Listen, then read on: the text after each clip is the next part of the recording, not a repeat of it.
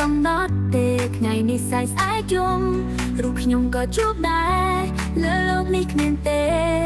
ភាពអមតៈបើសិនពេលវេលាអាចតាថយក្រោយខ្ញុំនឹងមិនបណ្ដោយឲ្យអ្នកចាក់ចេញទៅការឈឺចាប់ជ្រាលជ្រៅពេលដឹងថាលែងមានអ្នកនៅយើងត្រូវបាយគ្នាហត់ហើយផ្ញើពាក្យតែផ្ដាំថាខ្ញុំចាំអ្នកនៅក្នុងចិន្តាគ្រប់កាយវិការទឹកនេត្រាដល់ជាប់បេះដូងក្នុងមួយរាត្រីពេលដល់ខ្លីរកអ្វីទៅបានបាត់បង់ធ្វើឲ្យខ្ញុំចាំរាត្រីចុងក្រោយ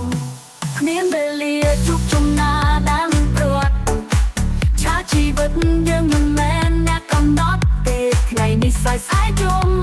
រូបខ្ញុំក៏ជួបដែរលើលោកនេះគ្មានទេភាពអមតៈបើសិនពេលវេលា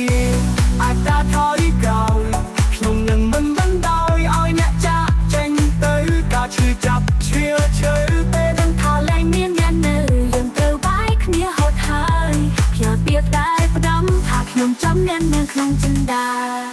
គ្រប់កាយវិការទឹកនេត្រាដល់ជាប់បេះដូងក្នុងមួយរាត្រីពេលដល់ខ្លីរកអ្វីទៅបានបាត់បង់ធ្វើឲ្យខ្ញុំចាំរាត្រីចុងក្រោយ